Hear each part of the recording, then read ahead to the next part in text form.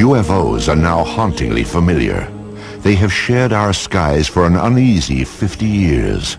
Eyewitness accounts testify to their breathtaking speed, unparalleled maneuverability, and uncanny silence. They are different than any aircraft made here on Earth. These stealthy visitors are called UFOs, unidentified flying objects. They have shown up unexpectedly in photographs taken all across the globe. Yet if we turn back the pages of history, there are intriguing hints that UFOs have been with us all along. Perhaps even as far back as 12,000 years ago, when our ancestors found shelter in the darkness of caves. The walls of these primitive dwellings were often painted with figures of hunters and the animals they hoped to snare. Recently, other images have come to light. These tracings were made from caves in France and Spain, and they show pictures not ordinarily associated with hunting. Their shapes are very peculiar because they do oftentimes look like UFOs and saucers. And I'm not saying that they are UFOs or that they do represent craft of any type, only that they have a similarity to what we now perceive as maybe craft from another planet as UFOs.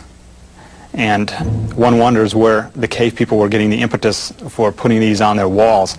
Obviously, putting paintings on cave walls was a laborious process, and you would only put down the most important things of your daily life.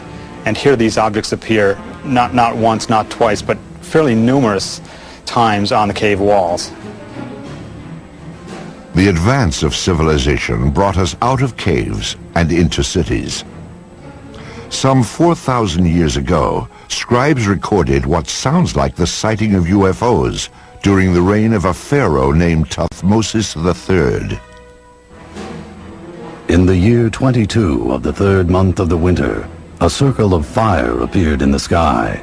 After some days it became more numerous and shone with the brightness of the sun, extending to the very limits of the heavens.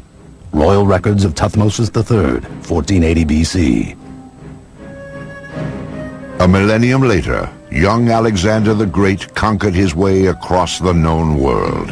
In 332 BC, he laid siege to the Phoenician city of Tyre, and accounts from both sides report that shield-shaped silver objects appeared in the sky. One supposedly sent down a beam of light that destroyed the city walls.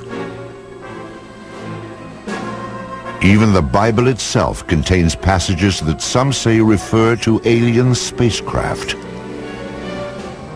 I looked, and behold, a stormy wind came from the north, a great cloud with fire flashing through it, and a radiance round about it, while out of the midst of it gleamed something with a luster like that of shining metal.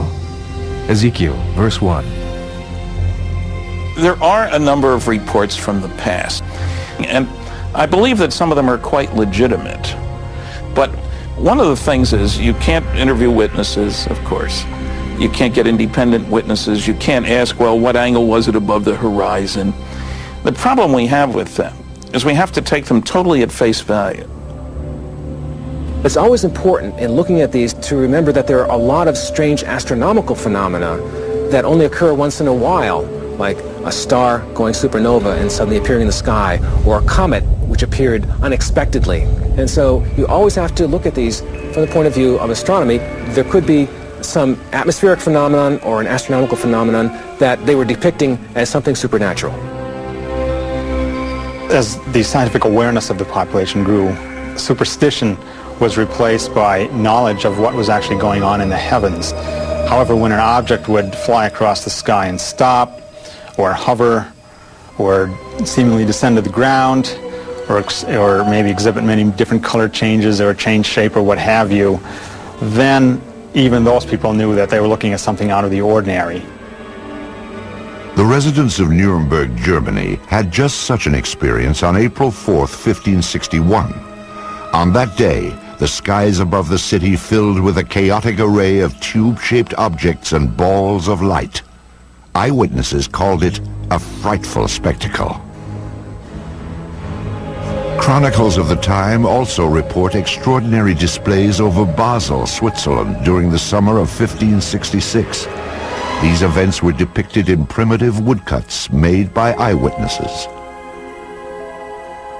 However, it was the talented master artists that have left us the most fascinating images. In 1998, an Italian writer named Daniela Giordano earned an award for her landmark study of the enigmatic flying objects depicted by Renaissance artists. She discovered that not only did the artist have these objects in the picture, but he also had people looking at these objects and shielding their eyes, as though the people were actually noting with amazement that something unusual was in the sky. It's unknown why the object's there, but it does appear and it looks like a UFO. This apparently traditional religious work is known as the Madonna and Saint Giovanni.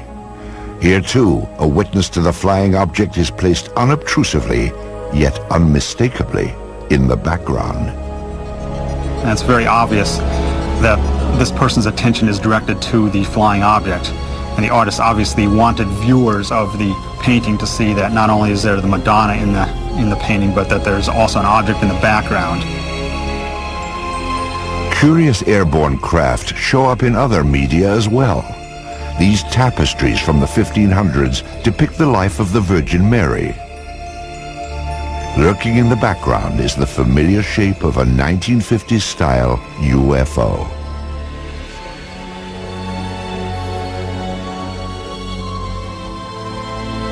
This fresco from a 14th century monastery in Kosovo prominently features what appears to be a flying vehicle. On this French coin, minted in 1680, a ray of light beams down from a colossal wheel-shaped object. Sporadic sightings continue to be recorded for the next 250 years.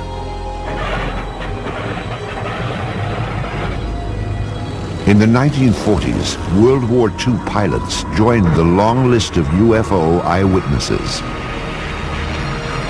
Some of these pilots would later come forward to tell their stories as interest in UFOs increased after the war.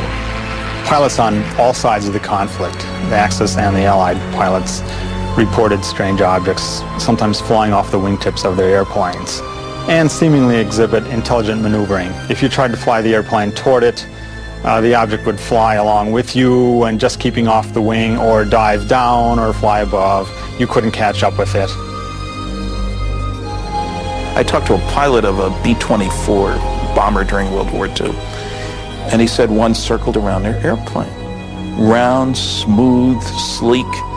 They all expected to die instantly because this must be a new German secret weapon that was going to shoot them down. We sure don't have anything that looks like that and flies like that. I have one account where they actually fired out and they seemingly went through it. They didn't damage the object at all.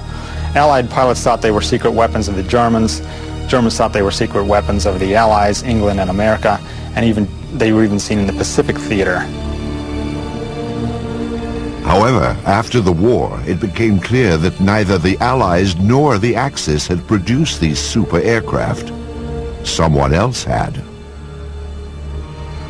And they did exhibit maneuvering that, again, was much like the types of objects that were seen immediately after the war ended and called flying saucers at that time. Many believe that in July of 1947, near the top-secret airbase at Roswell, New Mexico, the United States military finally got a close-up look at these mysterious spacecraft. The Army Air Forces has announced that a flying disc has been found and is now in the possession of the Army.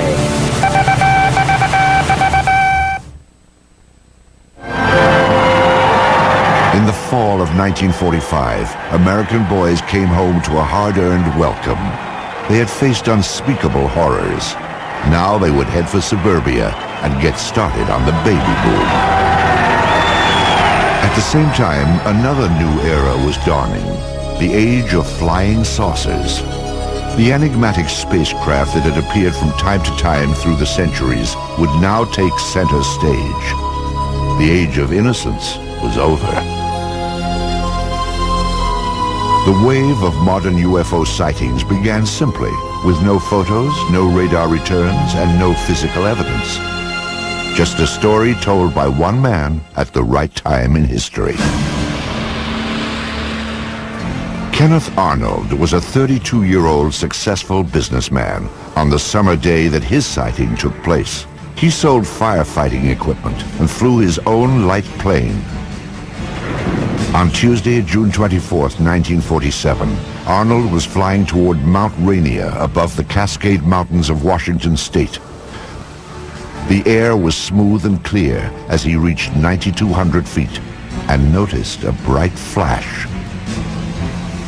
To the left and north of Mount Rainier, Arnold saw what he described as 9 unusual aircraft flying at over 1,200 miles per hour. As they passed the mountain, the objects were outlined against the snow. They traveled in a V formation and skittered across the sky in such a way that Arnold said they resembled a saucer skipping across water. Arnold first told his story upon landing at the Yakima, Washington airport. He sketched a series of diagrams to illustrate what he had seen. What he drew was shaped like a crescent, 50 feet long and only 3 feet thick. It had a rounded point in the rear. When seen edge on, he reported, it looked like a black line. It wasn't long before the story of Arnold's sighting startled the world. The newspapers quickly coined a name for Arnold's skipping discs. The name was flying saucers. Kenneth Arnold was soon to enjoy a celebrity status. The author of a book and the subject of magazine cover stories, he was looked upon as a combination of space-age visionary and screwball eccentric. The press would anoint him the man who started it all. In the days and weeks after Arnold's landmark flight, flying saucers became big news. Sightings were reported across the country. Indeed, at that time, more people knew about flying saucers than about the Marshall Plan for the post-war reconstruction of Europe. But one incident above all established flying saucers in the public mind. Roswell, New Mexico lies deep in the empty expanse of the American Southwest. Today, its very name conjures up memories of a supposed UFO crash and government cover-up. It is remembered as the Roswell incident. In the summer of 1947, the Army airfield in Roswell was home to the elite 509th Bomb Group. During World War II, the B-29s that carried atom bombs to Hiroshima and Nagasaki had originated here. And so would an event that gave substance to the belief in flying saucers. Headline edition, July 8, 1947. The Army Air Forces has announced that a flying disc has been found and is now in the possession of the Army. Army officers say the missile, found sometime last week, has been inspected at Roswell, New Mexico, and sent to Wright Field, Ohio, for further inspection. Walter Hott was Public Information Officer of the 509th Bomb Group. He was the official instructed to dispatch press releases to the radio station and newspapers in Roswell. The story fed the imagination of the country, but has been the source of controversy ever since. The press release that I received stated that we had in our possession parts of a crashed flying disc. The material was found on a ranch north of Roswell. Then the story abruptly changed. General Roger Ramey took command of the Roswell situation and issued a new statement. It wasn't a flying disc after all. To me, I think it was one of the slickest cover-ups by admitting that we had the material, and then a higher authority says, no, you don't. Flying saucer or weather balloon? Both Air Force stories couldn't be true. One fact was undisputed. Something had crashed at Roswell. A rancher named Mac Brazel discovered the metallic debris in this isolated rangeland outside of town. The wreckage was strewn over more than half a mile, and Brazel alerted the base, assuming a military plane had crashed. Jesse Marcel Jr. recalls that his father, the intelligence officer at the Roswell Army Airfield, had been dispatched to the debris site to determine what had crashed there. The night that my dad came home, he was very excited. He woke my mother and myself up and said he wanted to show us something very strange. And as I recall, he said this was parts of a flying saucer. I was 11, almost 12 at the time, and I had seen pieces of an airplane and weather balloons and things like that, but this was not like anything that I'd ever seen before. And the most intriguing portion of the debris that I recall seeing was what appeared to be I-beams. When I looked at this with the light reflecting on it, I noticed what appeared to be some symbols or writing along the inner surface of this I-beam. And the implication was this was something that came from some other planetary system. Author Kevin Randall researched the Roswell incident and learned more about the debris Major Marcel had collected.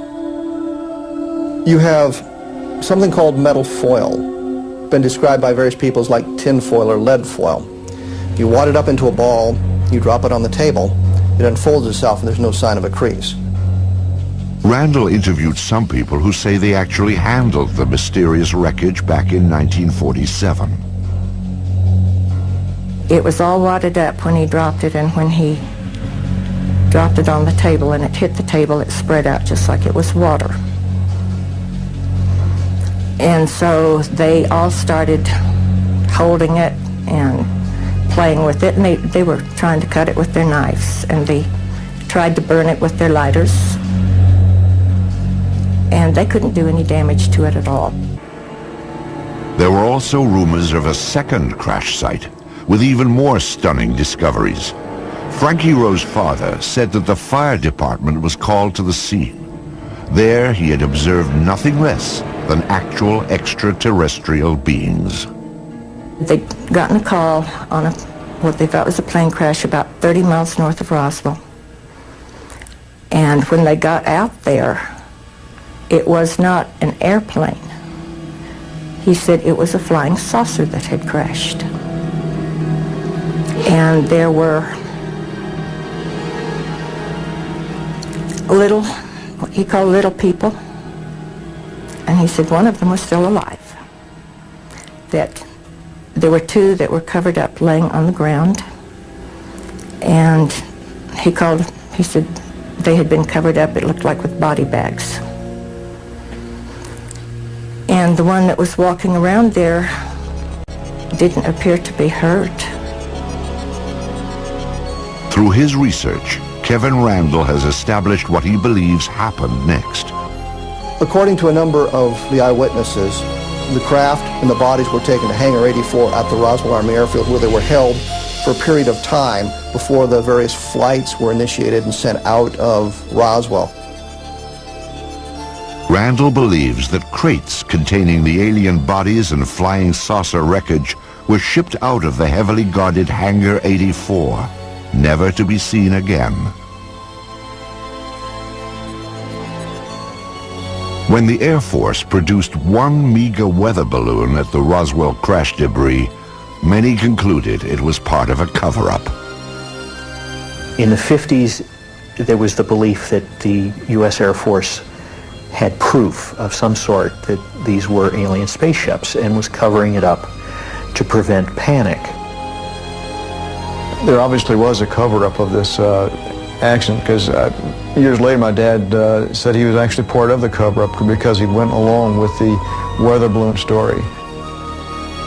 Indeed, according to Marcel, his father revealed that he had been ordered to pose with wreckage from a weather balloon. My dad explained to my mother that this was a non-event. Don't even discuss it with your friends. Don't talk about it. I was a true Air Force brat. Believed in following the orders, you know. He didn't want me to talk about it, so we did not talk about it. These people were visited by military authorities They were told to keep quiet. Frankie Rowe recalls such a visit from a man in a uniform. He started getting louder and he kept saying, "Don't you understand? You did not see anything." And he had a nightstick type of thing with him that was kind of hanging on his belt. And he took that out and he got very loud and he started talking, and every time he would make a point, he would hit his hand with the nightstick. So he would say, "You didn't see anything, you were not there." And he said, "If you ever say one word about this the rest of your life, we will split up this family. If that's not enough," he said, "you know, this is a big desert out here. We can take you out in the desert." And he said, "No one will ever find your bodies." If this disturbing account is true, it can only be described as a death threat, a warning to remain silent about the Roswell incident. What was so vital to protect? In January of 1948, the Air Force would launch an investigation into the escalating flood of UFO reports.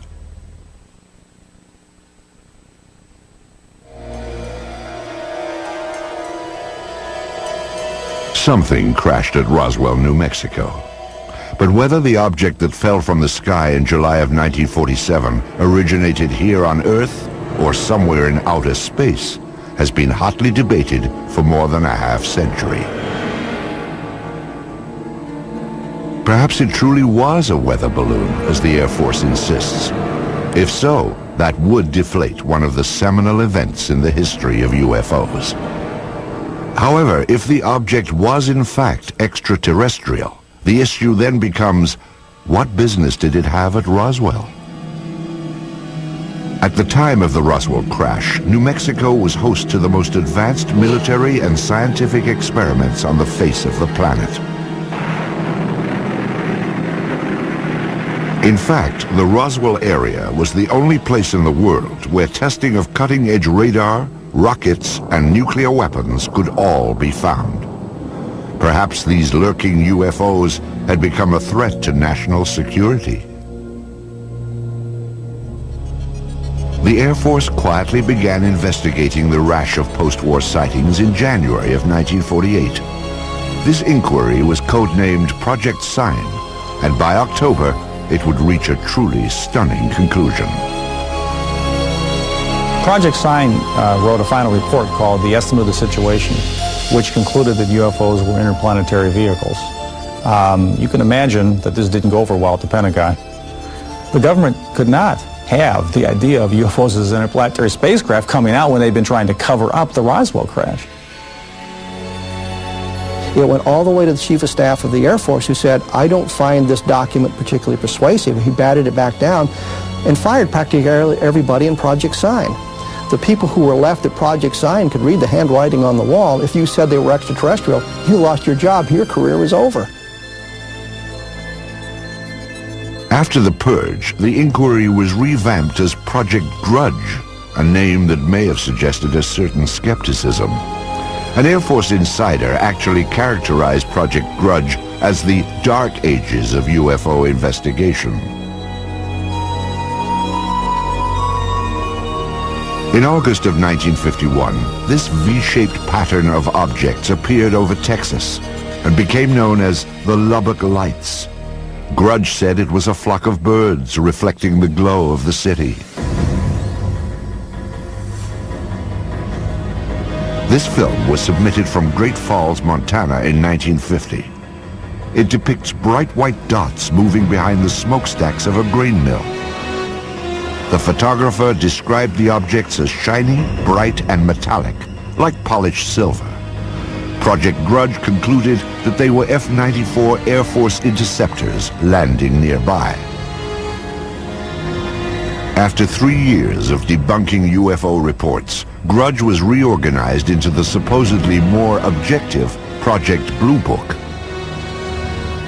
Blue Book became the focus for public attention and press attention. But it was never scientific, it was never comprehensive. They didn't have radar, they didn't have computers, they didn't have people ready to go up, in aircraft with instruments to monitor UFO sightings. Typically, an officer, a sergeant, several secretaries, their job was primarily to try to tell us that there was nothing to flying saucers. Major Hector Quintanilla Jr. became Blue Book director in 1963. The objectives of the program are twofold. They're the same as they have been since 1953 when the regulation was written.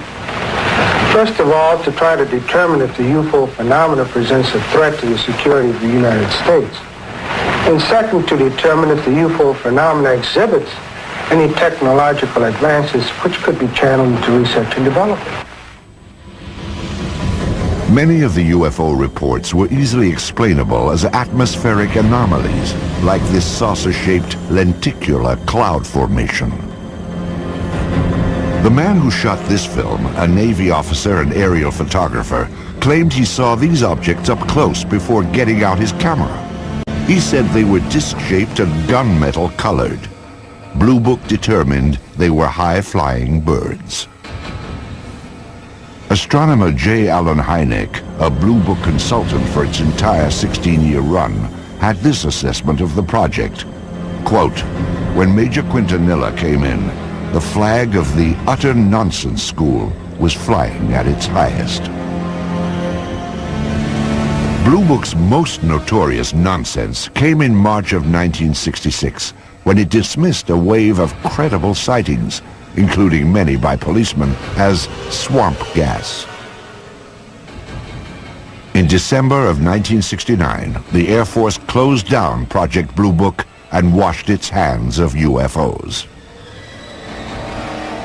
Few scientists were willing to approach the subject. However, there were some who embraced UFOs without reservation.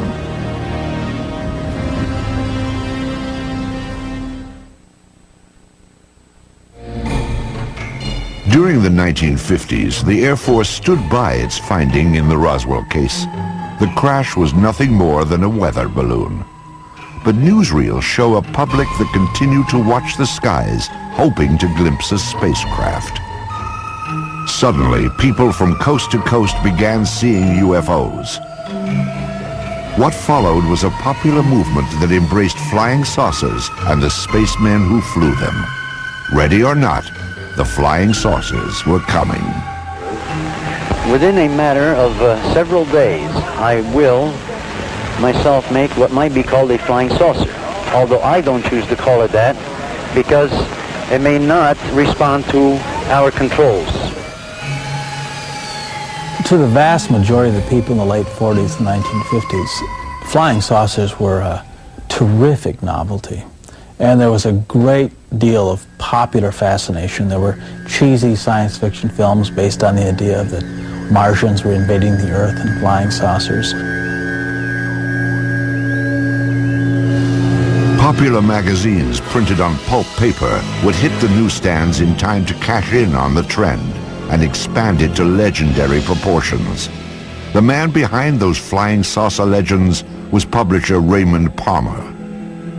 Palmer was a man who in his youth had been severely injured, and so he was crippled up, and he was what you would call a hunchback, I guess. He had the instincts of a carnival barker. He liked to put something over on you.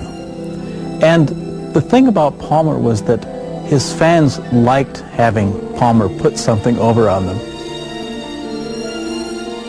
It was Palmer's Fate magazine, later called Flying Saucers magazine, which helped spread the idea of UFOs in the 1950s. Spacecraft from around the universe played across these colorful pages. It was here that the UFO was finally identified. Now everyone knew they were spaceships from other worlds. What followed was a craze in the 1950s known as the contactee movement. Contactees were people who said that they had made contact with space people. I was aboard a flying saucer in the Nevada desert on 11 different occasions. I was taken into this monstrous saucer by one of the men and confronted with a lady captain. Beautiful complexion, beautiful appearing woman, and they're peaceful people. They mean no harm to us. They come down here to investigate what's going on Earth, and they certainly convinced me that they're peaceful and they come from another planet they call Clarion. They told me there was life on Mars and that there were life on other planets as well, and all planets except Earth had interplanetary means of travel. The man credited with starting the contactee movement was a Polish immigrant and self-styled philosopher named George Adamski. In his book, Flying Saucers Have Landed, Adamski claimed that in 1952 he had been aboard an alien spacecraft. I was picked up on a desert, in California desert, and I was taken to the mothership and they were flown around, not too close to the moon, but with instruments, similar, you might say, except it wasn't a camera, it was regularly sort of a telescopic instruments that we were able to see what was on the moon on the other side of it, see? Adamski's book detailed his meeting with a man from Venus called Orthon. There were also photographs of the spaceship he supposedly flew in. Adamski's books also reflected the political climate of the 1950s, like growing concerns about the arms race between the United States and the Soviet Union. When Orthon departed, he would leave behind these enigmatic footprints. Adamski said they contained a message urging an end to nuclear testing on Earth.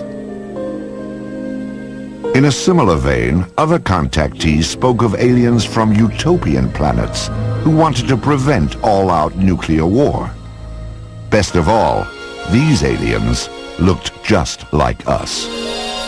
I have a picture here of the gentleman who escorted me through the craft, and I would like to show it and describe it.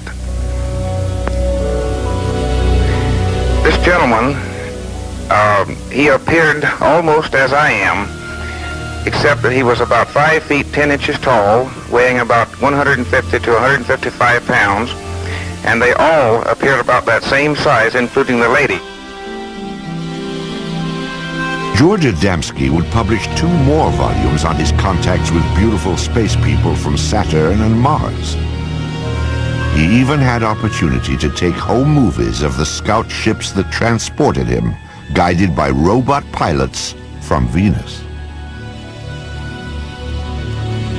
The impact of Adamski's tales led to an explosion of flying saucer clubs and conventions. As the flying saucer phenomena continued into the 50s, civilians began to become very interested, of course, people did, and clubs formed up with a classic meaning of the term club, hobbyists, as it were, that were just interested in the wilder, esoteric aspects of the phenomena, particularly the stories of people who said they were in contact with aliens. Many of the contactees would gather at the largest flying saucer festival of all time. It took place in California at a place called Giant Rock in March of 1954. It attracted over 5,000 outer space enthusiasts. How many trips have you made to outer space?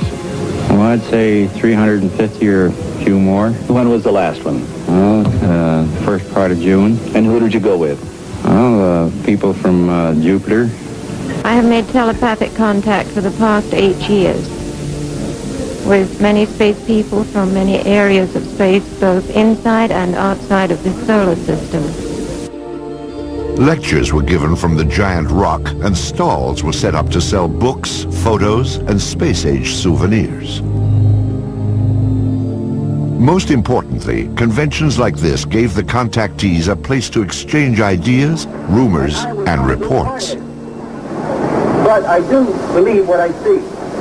And I am one of those who was inside a flying saucer. I seem to become one with the entire universe. Everything in the universe seemed to be contracted down to one small dot. What were their clothes like? The woman had a radiant red box-pleated skirt and a black velvet appearing blouse and a black and red tam or beret, and the men had clothes very similar to our Greyhound bus drivers. Contactees also described the alien spacecraft they had seen in astonishing detail. On July the 12th, I took a trip in a flying saucer, which I am pointing right here.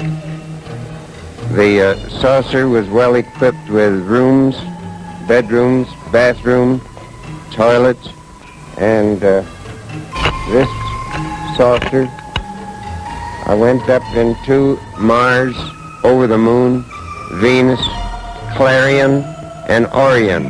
When I say Orion, I do not mean Orion. It is a planet outside of our galaxy. Also popular among contactees was a belief that startling evidence was about to be revealed. We are going to see more and more of these visitors from space, and that before too long, the evidence will be incontrovertible, that you will have on your TV screens and on your movie screens concrete evidence that the ships are here and that they are real and they're not fantastic things which have been cooked up to make a movie. The contactee wave of the 1950s was a light-hearted sideshow to the UFO phenomenon. However, during this same period, photographs began to surface that suggested UFOs were no joke and had to be taken seriously.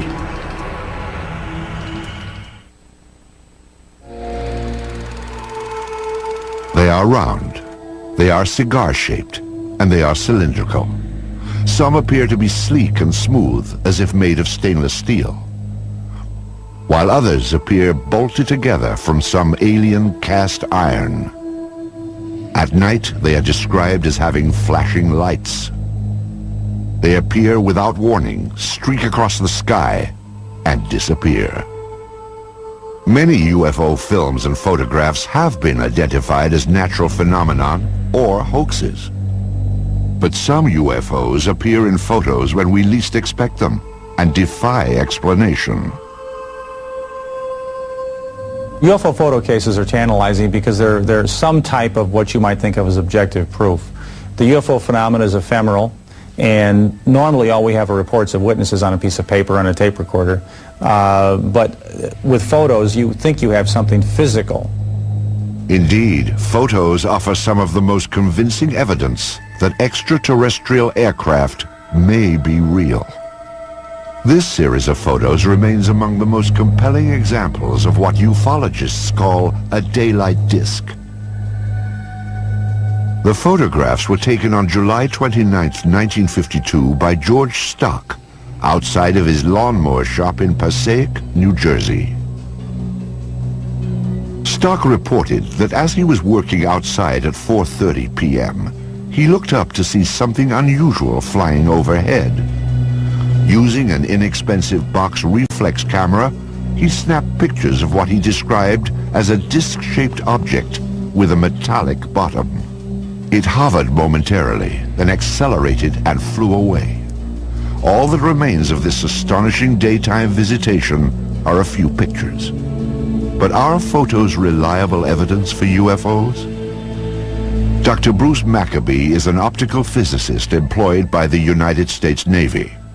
His official research involves high-energy space lasers, but his interest also lies in the detailed analysis of UFO photographs. Of particular interest to Dr. Maccabee are photos which show no evidence of a hoax or misidentification and cannot be otherwise explained. One such case began at a farm in rural Oregon in 1950.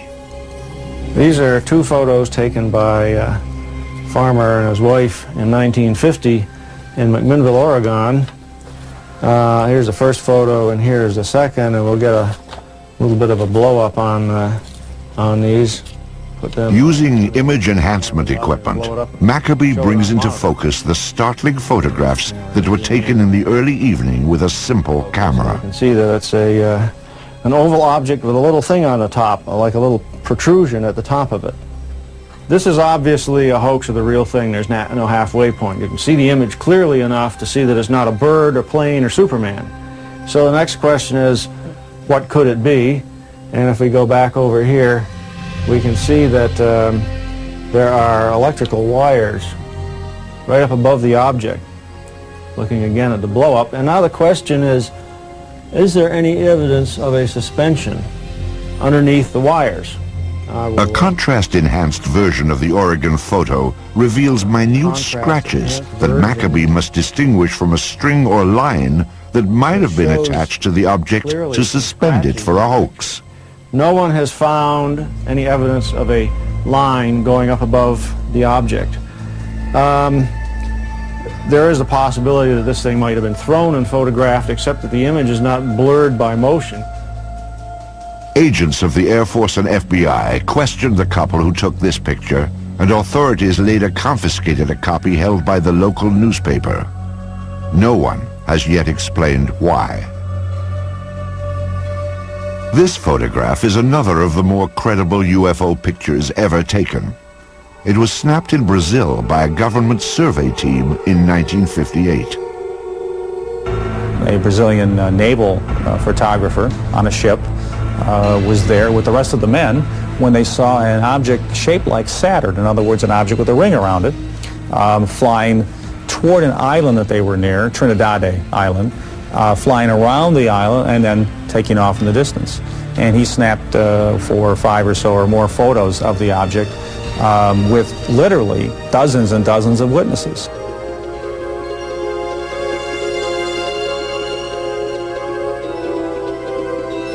The sighting lasted nearly 2 minutes. First, the object was reported to have approached the island, then it disappeared behind a mountain. It then reappeared before moving off at high speed toward the sea.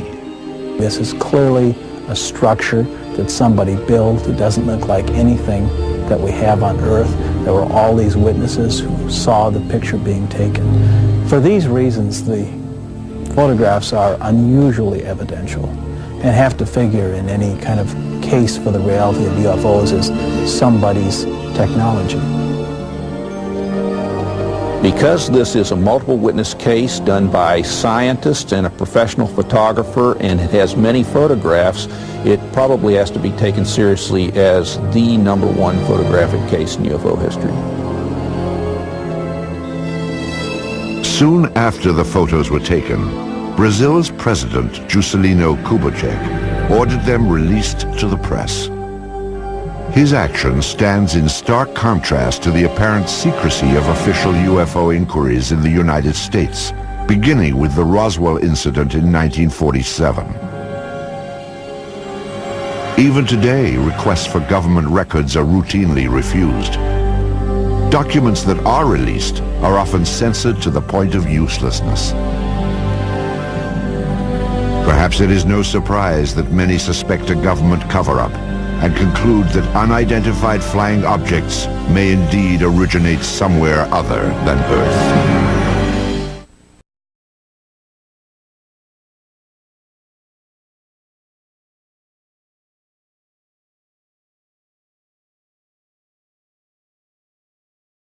Ask, well, what angle was it above the horizon?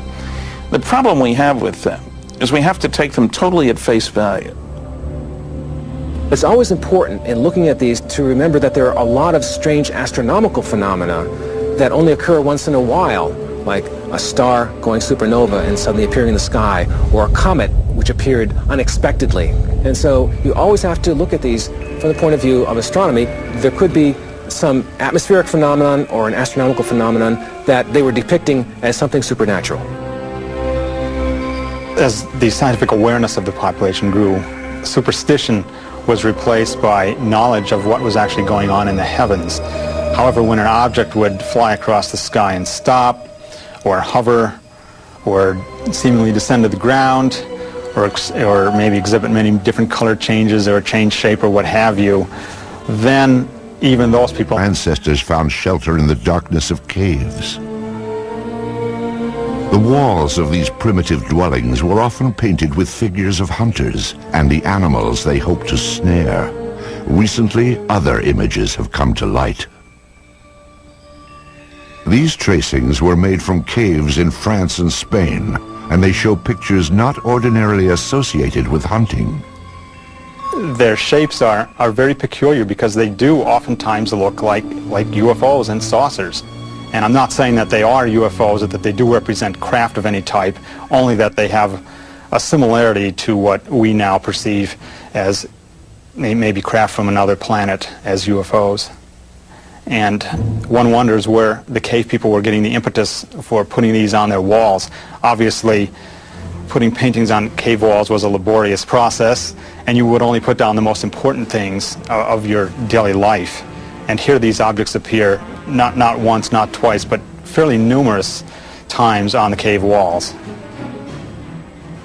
The advance of civilization brought us out of caves and into cities. Some 4,000 years ago, scribes recorded what sounds like the sighting of UFOs during the reign of a pharaoh named Thutmose III.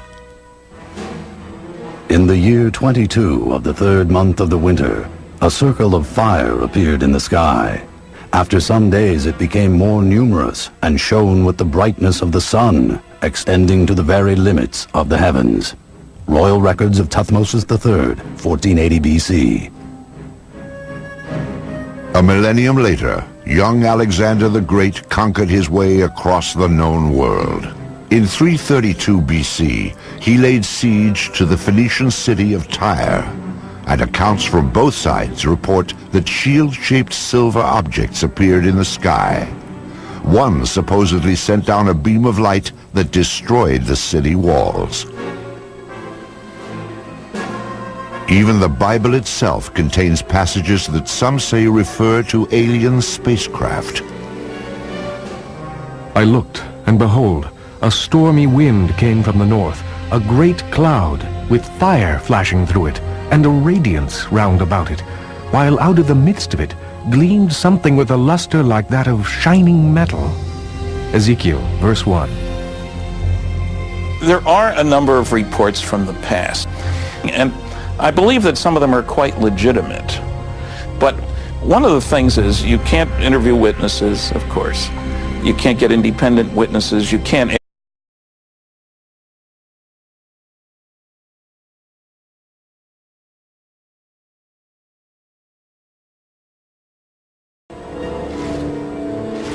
UFOs are now hauntingly familiar. They have shared our skies for an uneasy 50 years. Eyewitness accounts testify to their breathtaking speed, unparalleled maneuverability, and uncanny silence. They are different than any aircraft made here on Earth. These stealthy visitors are called UFOs, unidentified flying objects. They have shown up unexpectedly in photographs taken all across the globe. Yet if we turn back the pages of history, there are intriguing hints that UFOs have been with us all along. Perhaps even as far back as 12,000 years ago, when our